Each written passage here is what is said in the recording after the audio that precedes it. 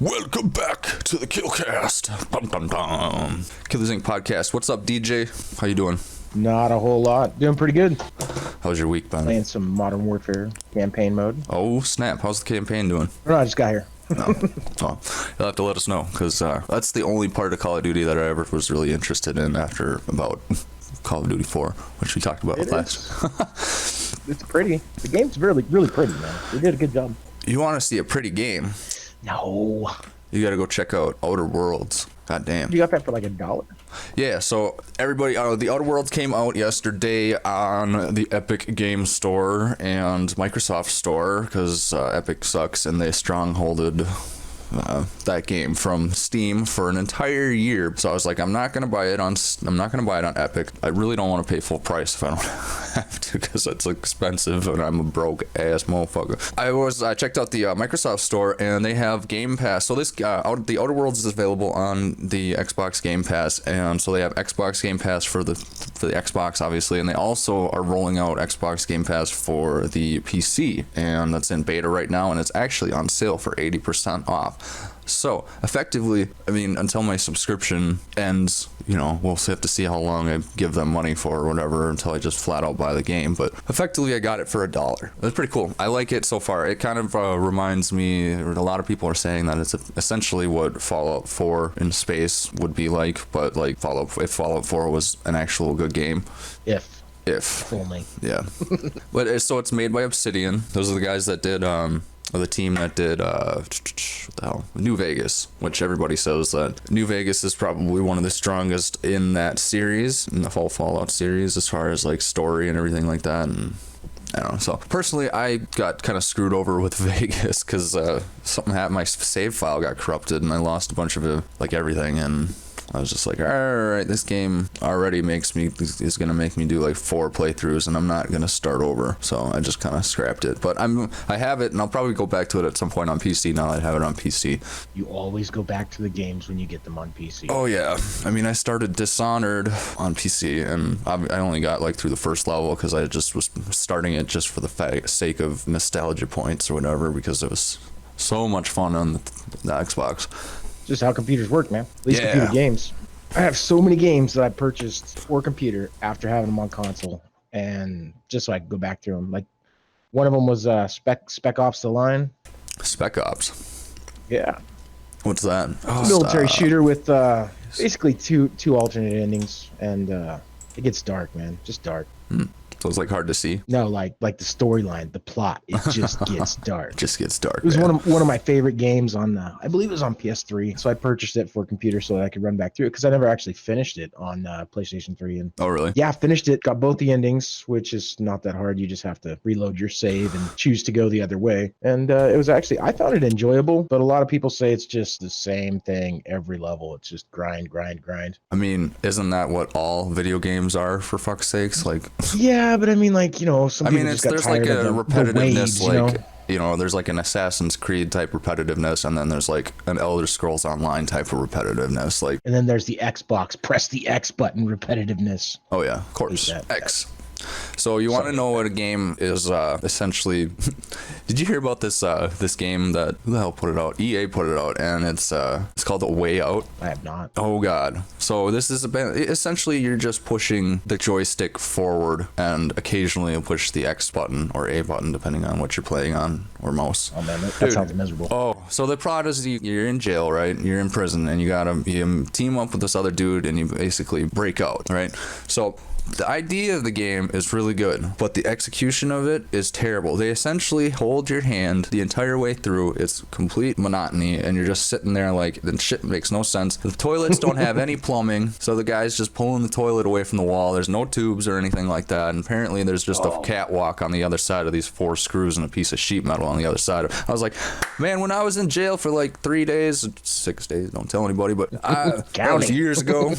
Years and years ago when I was in jail, I was thinking to myself, how the hell does anybody break out of here? And I was looking at this game, and I was just like, man, if only prisons were made like that. I mean, I wasn't in prison, I was in lockup or whatever, so, and that's a story for a different time, but... You were in county. Yeah, I've never been to the big boy pen yet, and I don't plan to ever go there. I spent 6 days in jail, dude, and that was enough for me. There's Holy no crap. online gaming in the pin that I know of. So yeah, this game is terrible, and essentially you break out of prison, and then you like gotta find, you know, get to freedom or whatever, and you happen to run across this camp that has a tent and like a fire and pre-cut wood for you and all this stuff, and it's just so bad. And so the guy who directed this, essentially, he went on like EA's like E3 or whatever, and he was all pissed off because apparently he used to direct movies, and he made shit movies too, and so he didn't get an Oscar, and so he went on EA's E3 conference or whatever, and he's talking about this game. He's like, it's gonna be the greatest thing. You can do everything. It's gonna be amazing. It's gonna blow your mind. And then he was like, F you, Oscars. Fuck the Oscars, you know? Fuck the Oscars! Fuck you! I'll tell you! I was like, this is bullshit. Look, here's the thing. F you. And then he stuck the middle finger up to the camera and stuff like that, and everybody just cheering, and the guy the like, you know, the host, he was just like, oh, I hope I don't get fired for this. But then he made a shit game, and I was just like, no wonder why the Oscars gave that fucking dude the boot. I mean, the Oscars is just like a giant friggin' popularity contest, let's be real. Essentially.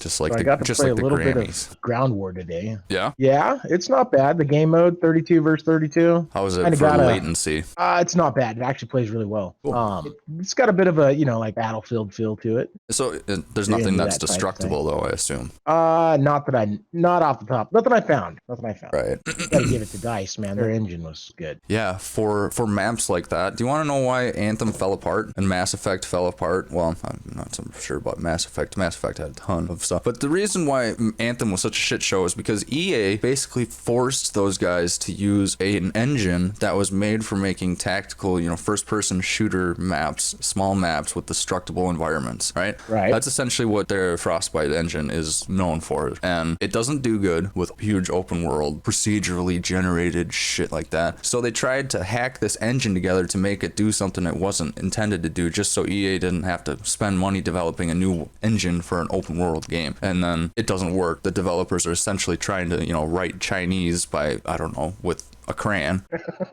I feel like you could write Chinese with a crayon.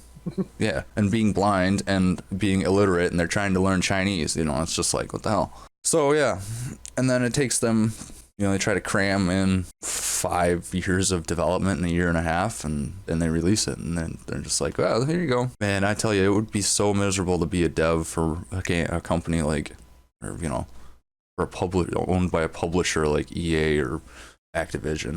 I bet those dudes are just tearing their hair out of their heads like crazy. Apparently, developer depression and like mental health issues are quite common. Burnout is quite common in the industry, and you see a lot of turnover and stuff from these developers, and that just can't take it anymore. That seems like a legitimate statement.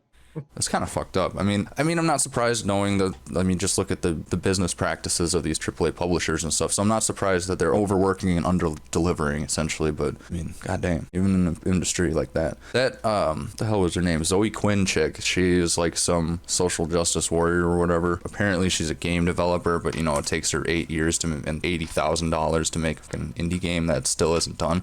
Anyways, about Call of Duty.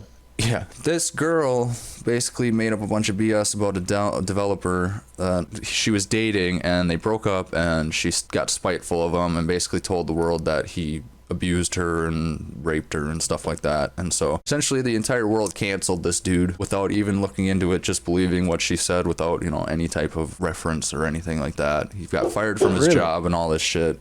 Basically lost all his credibility. His family hated him because whatever. And long story short, dude offed himself because of it. All because of this chick. And now she's just running rampant as like a fucking consultant or something like that in the game industry. And she just, it goes unchecked. That's interesting. Yeah, interesting to say least. So the gaming industry is, anybody who wants to be a game developer, I suggest going to the indie side of things, lest you come to one of the statistic boards as a splatter, you know what I'm saying? Isn't that essentially how people start out, just indie stuff? Yeah, I mean, I'm sure. I mean, well, you know what, you want to know why Mass Effect Andromeda was garbage, because it's just like, they just bleed inclusiveness and like equality and like political correctness. The like creative director, one of the higher ups was in an interview for this game, and he was like, I mean, Mass Effect Andromeda is kind of old at this point, but it's interesting because the interviewer was asking him a question about the aliens and stuff like that, and the creative director, whoever the hell he was saying that it looked like he was like actually uncomfortable and offended to say the word aliens, like he was gonna like offend somebody by saying the word alien, referring to like a race of space aliens and shit. And I'm just like, this is why, I mean, Andromeda is garbage, because this right here. And the facial animations, so this chick, this like 23 or 24-year-old chick, she's really cute, blonde chick, whatever. She managed to weasel her way into the lead facial animation position for Mass Effect Andromeda. And if you've ever seen any of the facial animations for that, or just the animation in general, it's trash. It looks like a high school student could animate better that actually gave a shit about animation. I'm just like, this is what the world has come to. People don't care about the quality of their products that they're releasing as long as there's a cute face on top of the product. It's like, my God, dude. It ruined Mass Effect Andromeda. It had so much potential, and then the social justice warriors just were like, nope, it's got to be completely unoffensive, all-inclusive, and we got to make it look like it was designed and animated by a 12-year-old with Down syndrome. God damn it.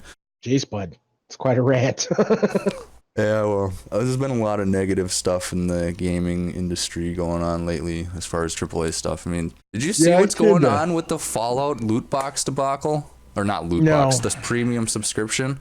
Oh, I heard something about, what is it, the Fallout? Fallout First. Oh, dude, so if you, I don't know if it's still up, but if we have a chance, you got to go to Fallout First, all typed out. .com. Here, I'll send you the link. Oh, it's still up. Thank fuck. Oh my God. So these idiots at Bethesda, they didn't even think far enough ahead to acquire the damn domain name for Fallout First, and some pissed off fan sounds about right got it first. And so this is beautiful. I'm gonna actually go to my gameplay cover. I don't want to have my picture on there. Turn off the camera, damn it. So Bethesda, in their regular fashion, was just like, we're gonna create the new website. It's gonna be Fallout First. Yeah. Let's go to that one instead of paying this guy a bunch of money for it. I just got it. No, so like, so I just have, okay, so if you go to Fallout First, all one word.com, this is the amazingness that you come into. And I cannot believe that this happened. And this was so funny. I don't know if I want to do it. Do it. You're gonna give me a virus or something. No, it's definitely worth it. Definitely worth it. We'll see. I guarantee it. Wow. Dude. That is Can you believe that? Fallout pretty much classic right there. Fallout fucked first. Like, first members fucked. The dude, private world scrap boxes and more coming with, and coming is spelled CUMMING, just for those who needed to know. Well, people watching. Oh, man. To Fallout 76 with the Fallout fuck you first package. Ever since Fallout 76 launched, we've consistently done nothing to improve or evolve the experience based on your shitty feedback. That's why we're excited to launch Fallout Fuck You First, a premium ass-pounding membership that offers something dumbass players have been asking for since launch, before launch, private worlds for you and your select friends. So we decided to put it behind a paywall. In addition to this huge feature, Fallout Fuck You First also includes a host of pointless items and cult bonuses, all of which you can find on my foreskin. And the best part, Fallout Fuck You First is available to screw you right now. That being said, so they're charging people $13 a month, right? A month. And then that's HBO, man. Dude, and get this, $13 a month, or you can sign up for an annual plan of low fee of $100 a year. Yes. And private servers, more than your Xbox Live. Oh yeah, I know, dude. Are you kidding me?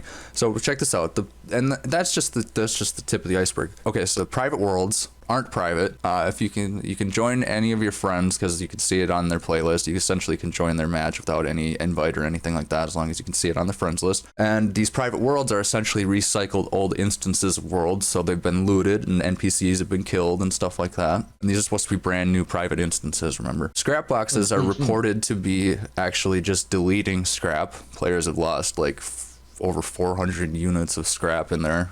Just they log back in and it's just all gone. Sounds like a service well worth an annual $100 bill. Oh, so the survival tent that they give you is instant crash on the PC, so that's cool. They give you $16.50 in atoms to use in their shop every month, which is cool. They also put the Ranger outfit from Fallout New Vegas behind this paywall, which anybody that is into mods can easily get that into Fallout 4 or anything like that. The main thing is that Private Worlds gave people access to mods, and they also give icons and emote packs or something, because apparently people play this game like it's Fortnite and shit and want to be dabbing and stuff. Icons, emote packs. So the thing about the Private Worlds is like it would essentially give people the ability to start modding or whatever, I guess, is like that's what people are pissed off about. But people want to be able to mod without having to pay $100 a year to do it. Right, because that's a lot of money. That is the equivalent of what, one digital deluxe game nowadays. Yeah, I'm not gonna even spend that on, like, I don't know, man. That's a lot. I think I spend like $10 or $12 a month on my Spotify account, and that's about all that I would, and I use that constantly. Like, I'm always, like, Spotify is constantly playing on my phone or on computer or something like that. So I'm well worth getting my subscription fee out of that. You know, I'm getting my money's worth out of that. Something like a premium pass for a game that I'll, like, maybe, I mean, who in their right mind? Look at stuff like World of Warcraft. I mean, people pay. At least they used to. I don't know if that's still huge. It probably is. I never really got into it, but people pay to play that game. Yeah, well, I mean, I can see in certain rights, I definitely see that like a subscription fee is warranted and stuff for games like Final Fantasy Online and like, is Red Dead or is GTA Online, does that cost money to play? Negative. Okay, that makes sense. I mean, it's hard to say. I mean, it's a little bit different with an MMO because you have these huge servers or whatever that's got to like run this entire world with hundreds of players in it versus, like, this is what I don't understand. How hard is it to spin up a new instance of a battle royale world? Like, haven't these guys ever heard of Kubernetes, containers, Docker? What the hell? Just spin up a damn new instance of it. It can't be that. The reason why is because they don't know how to develop games from the ground up, and they're just like, oh, we got to like hack everything together and don't change anything because everything will break over here if you change that line of code there. It's just like, god damn. They've had some good. They just, not Fallout in general. I was never into Fallout. Yeah, like New Vegas is kind of like that. I heard 4 and New Vegas were okay, and then 76 hit, and everybody was like, oh my god, what the pile of crap did I just buy? Yeah, 4 sucked. I mean, the story was just like kind of garbage. It was absolutely trash. I'll say things like that. I wanted to get it for get the Fallout 4 VR. Yeah, that would be cool. I mean, overall, I mean, if you just play the game, it's actually pretty enjoyable. I liked building bases a lot. I'll have to get back into it and build some crazy bases now that I have it on PC. But even on Xbox, I was building some crazy stuff. That was a lot of fun. I really enjoyed that aspect of it. I enjoyed like the, exploring. It had the monotony, kind of like procedurally generated quests. Go to this location, kill it. So they would just constantly come in. So the completionist in you just died inside because you knew that it would never be done. But all this time wasted, and I don't have enough time left. But like the story, they should have done a better story. It's just this dude searching after his son that ends up. Oh, I'm not going to spoil it. He's just looking for his son, essentially. I don't want to spoil it. Yeah, I don't know. I think if I played it in VR, I might enjoy it. But I remember watching people play it, and it just looked like a whole lot of looting, crafting. Well, and a lot of those games are like that I play. I enjoy that kind of aspect of it. Just wasn't enough killing in it for me. Yeah, that's true. It was like trying to run around in Skyrim and stuff, and you're just like, oh, I'm gonna get so good at this, but essentially you're just spamming the attack button and hoping your sword collision detects with the enemy's mesh. Right. But I mean, if you're doing it in VR, at least you can enjoy the environment. Yeah, I liked the VATS system that they had in Fallout, that where you could like target different limbs and stuff like that. I thought that was really interesting. Or I mean, it added to the like, okay, where you shoot these people actually makes a difference and blah blah blah. And I think that's why I enjoy playing the Surge a lot, because that's like that Dark Souls style game, but it's you can target the different limbs of people, and so certain limbs will be have weaknesses or whatever, and you attack those and do critical damage, and you cut off different limbs to get different type of like scrap to use to build stuff. So interesting take on the whole thing, but yeah, I don't know. I have to go into work in a couple hours. Oh, lame. Me too. In about 8 or 9. I have to go scan a bunch of printers. Inventory. Busy work. Oh, smoke that guy. Oh. So yeah, that's the whole debacle on that thing. Fallout 76. Jesus. I thought that was so funny.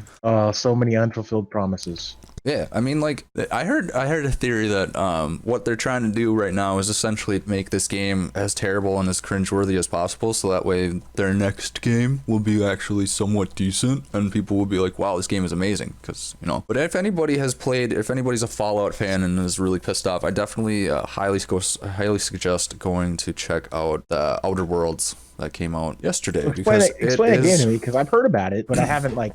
Yeah, so EA has been doing a lot to try and like bury this. Was it EA? Bethesda. Bethesda's been doing a lot to try and like squander the hype around this game right now, so they can like kind of, you know, manipulate the sales and hurt it and stuff. Blah blah blah. Essentially, this game is so you're like in cryostasis or whatever, right? So you're in this ship with you're with like, I think it's like 700 or a bunch of other people in there. They're all in stasis, and one guy is awake and he's trying to save these people, and it's kind of hard to, it's kind of a confusing concept. So essentially the entire universe is run by Spacer's Choice, which is it basically represents the giant monolithic corporation that has no sympathy for anything. And so the ship that you're on, something went wrong and it lost course, and everybody on there was essentially needed to be rescued. And so instead of doing that, this corporation decided that it would be better and more cost effective and more beneficial to their bottom line to just let them, just to forget about them,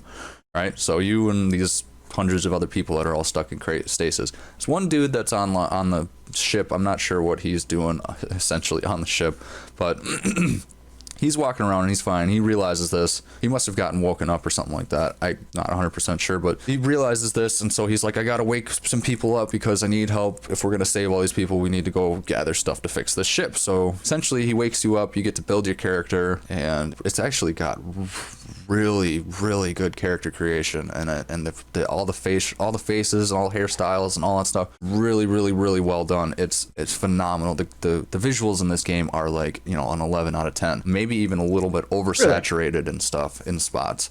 It's really, really well done.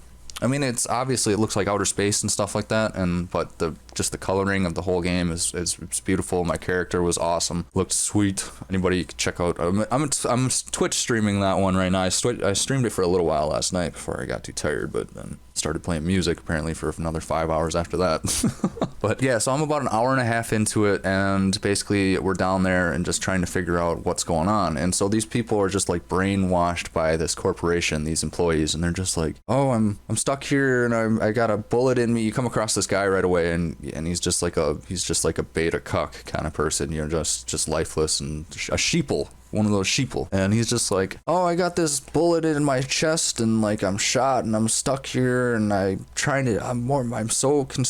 number one priority is getting the damn company slogan right when he talks to people for the first time, even though he's dying. He's like, I'm dying in this cave, and like, but I need to make sure I get my slogan right because Spacer's Choice, right? Spacer's Choice. So that you can kind of see when you get into the game a little bit, it's kind of like about kind of like a dystopian-esque feel of how the corporation is everything kind of thing, you know, and don't go against the corporation, otherwise you'll get got. So that's about exactly. That's about as far as I'm into it on that. And so it seems like a good game, and it's visually beautiful. Definitely go check it out. Again, you can get it for $1 with PC Game Pass right now on Xbox or the Windows Store or whatever. So beautiful. It's awesome. Yeah. Whole dollar. Yeah, I was pretty stoked. I got my graphics card figured out too. I know we were talking about that for a little while.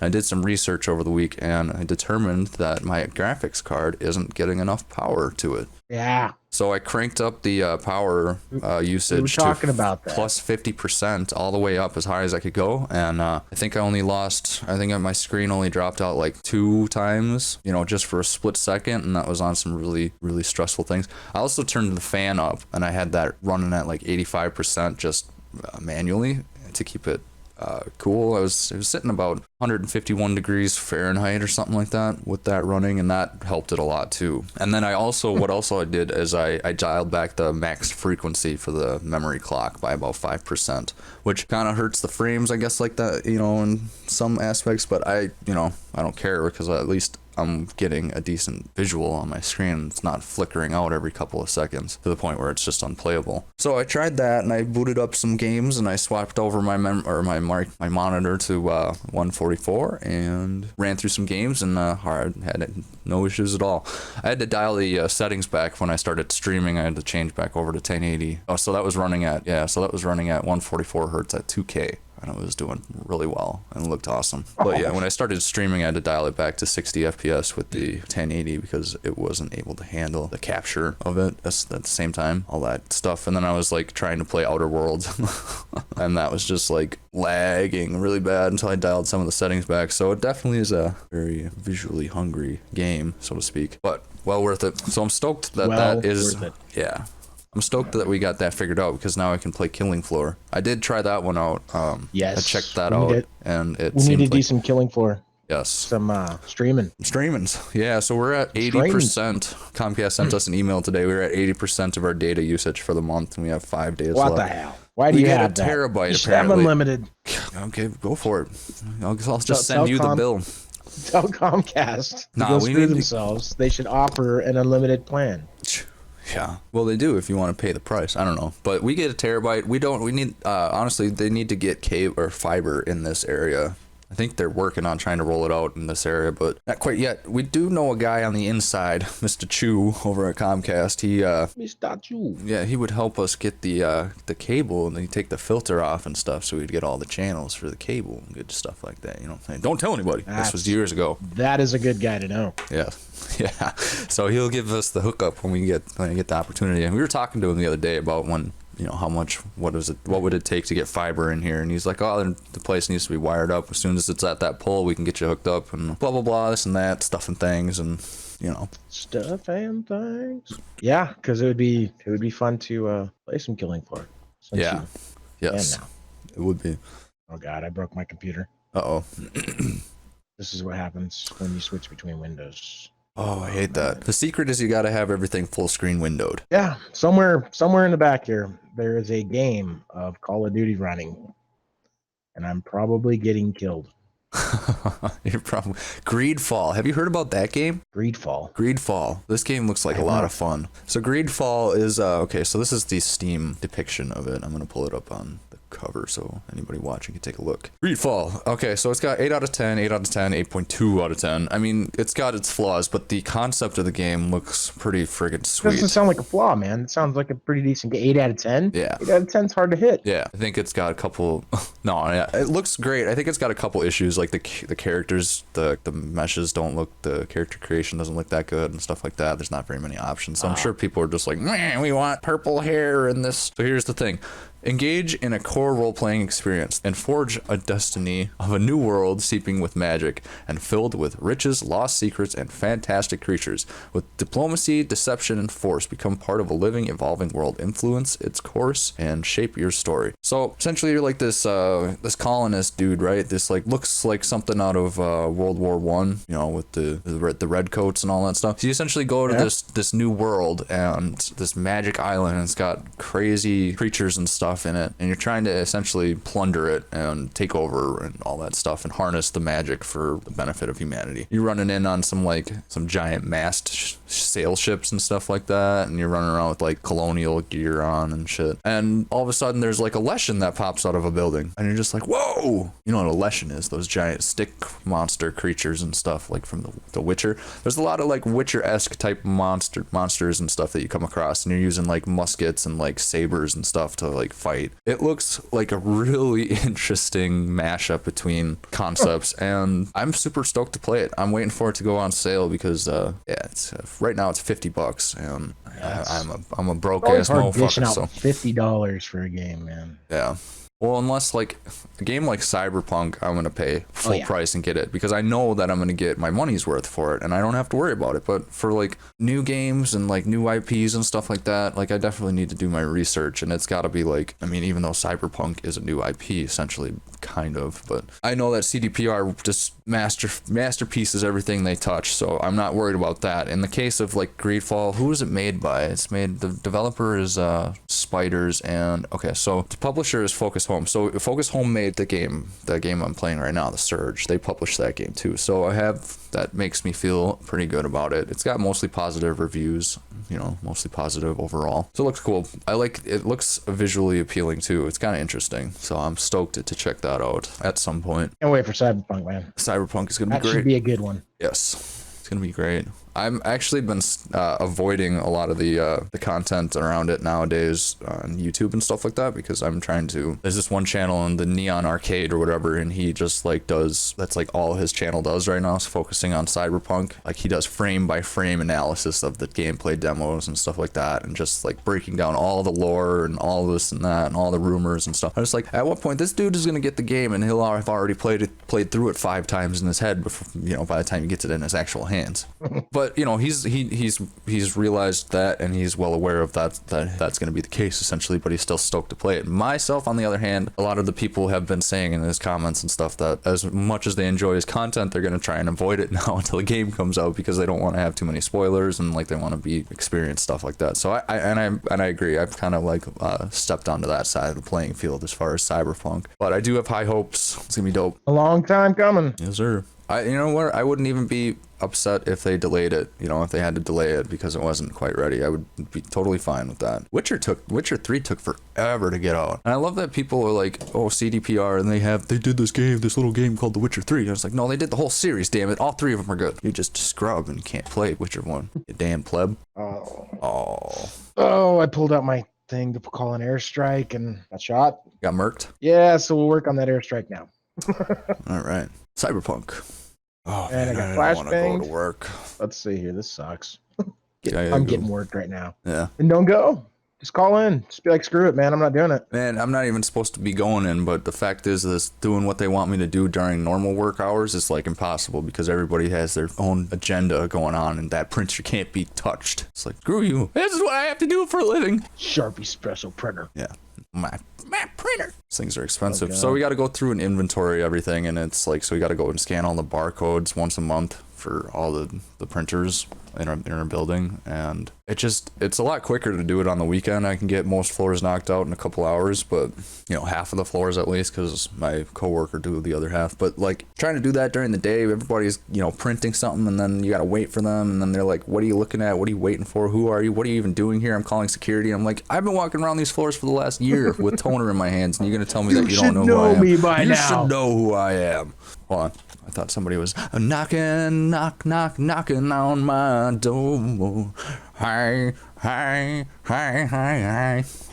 Enough of that. Who the hell was that? That was Guns N' Roses, wasn't it? Yes. Yeah. I don't think they originally wrote that song. No. That's where I got stuck, because I was thinking no, but yes. Knocking. You had the Guns N' Roses, or the Axl Rose accent going, so. Oh, Bob Dylan wrote the song. Figures. Oh, Bobby. Ah, shotguns. I love Why shotguns? You take a look at the lyrics, and it's just like 4, 10, 16 lines, 20 lines of just repeating, knock, knock, knock it on heaven's door. Seriously, there's like 3 paragraphs that are just like knock, knock, knock, knock.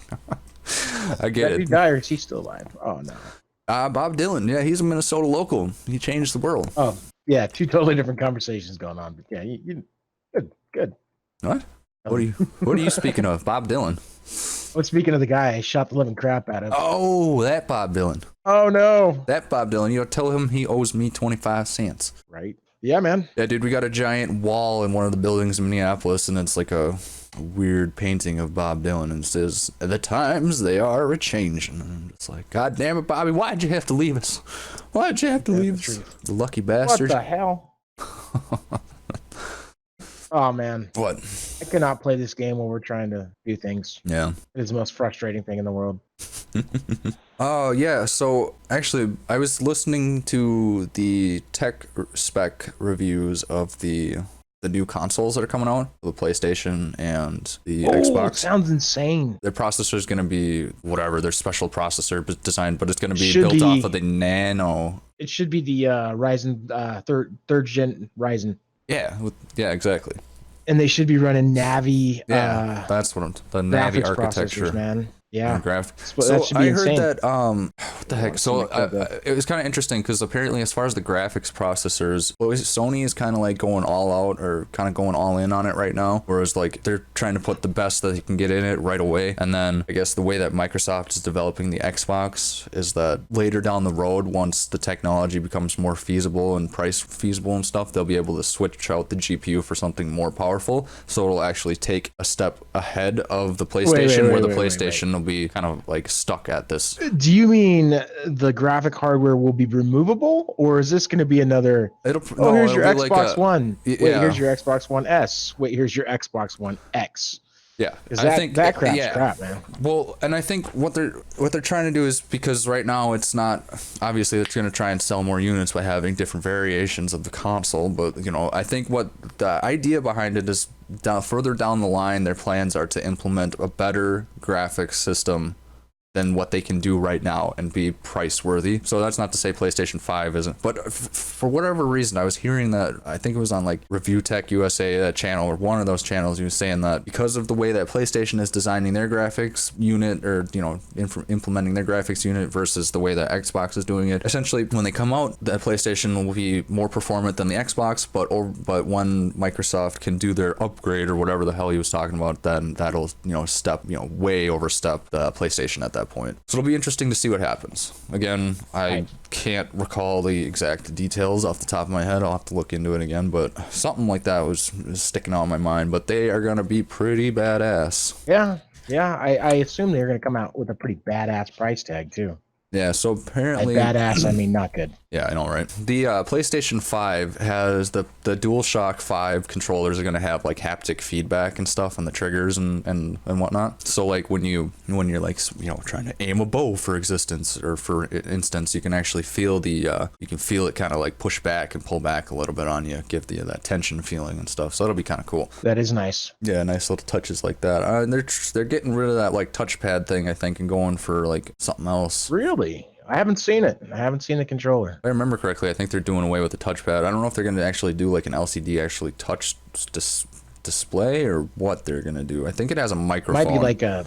If I remember correctly. Really? Like you have a microphone in it, and essentially this is what these games want to get to these days, is like you can, like the game will know that you're stuck on a certain part and it'll be like, help me, I'm stuck or whatever, and it'll like load up the browser with like a video on YouTube on how to get past that part. So like some OG Nintendo Wii controller speakers. Yeah, exactly. Oh, they're gonna have a speaker in it too, I guess. Anyways, that's all speculation. I'm not 100% sure with all that, but I think we'll have to see what happens when they get confirmation on the DualShock, if it's not out yet. But the thing with the Xbox is that I think they're trying to implement that D-pad for like the Elite controllers. You know how it wasn't really a D-pad; it was like essentially it was like a touchpad that you could push in all directions. Whatever. Right. I forget what it was like a circle. Forget what HTC calls theirs on the Vive. I think it's like a haptic feedback D-pad. It's got vibration built into it where you touch your thumb. It's weird. Yeah, interesting. But it's neat though. Very, very responsive. Yeah.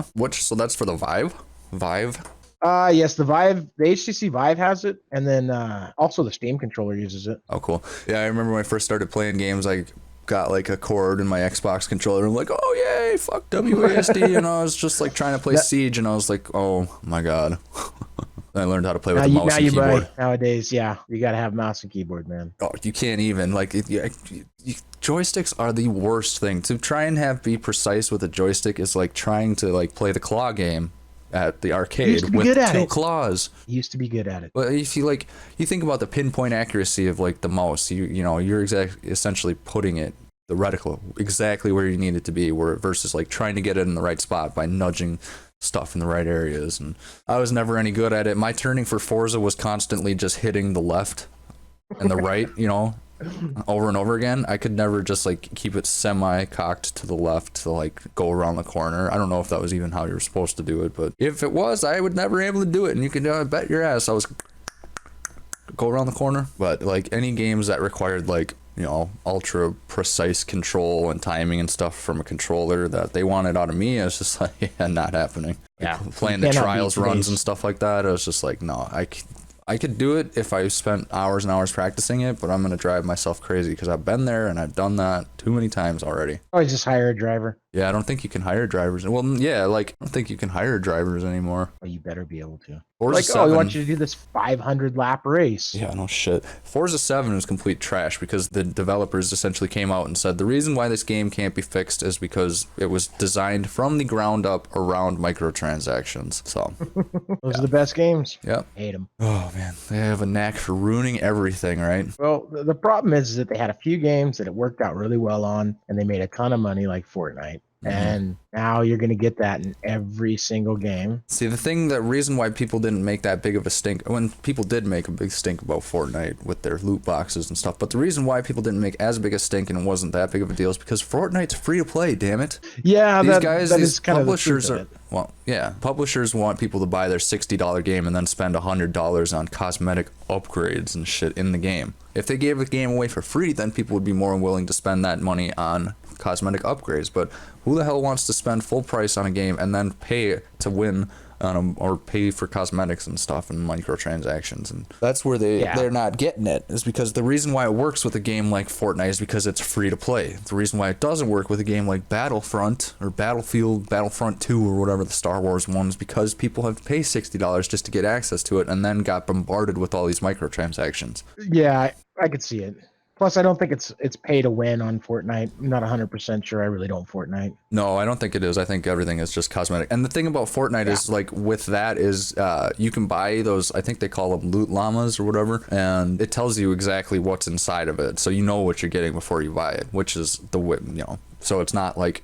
it's not one of these developers. I was listening to a story, and they essentially had this game where, like, you would pull this lever and it would randomly give you a reward or whatever, and the developers were just like, and you were only supposed to do it like once or whatever like that, but people were doing it over and over again. And I don't know what the hell game this was in, but essentially the developer was quoted as saying, "Oh my god, what have we done? We've made a slot machine." And they took it out immediately, which, to be commended. If I can remember the name of that game or the publisher or the developer or whatever, I'll have to whatever mention happened with next week. the government stepping in with microtransactions or the micro lottery like that in games? Wasn't there supposed to be some kind of regulation on it because it was gambling essentially? Yeah, well, there's some lawsuits, I think, that are going on right now. I know I'm not 100% where it stands in the U.S. legislation at the moment. I think that they are talking about and trying to get, like, loot boxes and microtransactions controlled. Because, yeah, essentially it's just like a casino in a game now for these kids. But I know that the EU, so over in the EU, games with microtransactions, I think, are banned. Like, microtransactions are banned over there, if I remember, if I recall correctly. It'd be awesome, because I hate games with microtransactions, man. Let's see. Microtransactions banned. U.S. Senate. Oh, so this is according to Kotaku, which... What the heck's a Kotaku? Yeah, exactly. It's some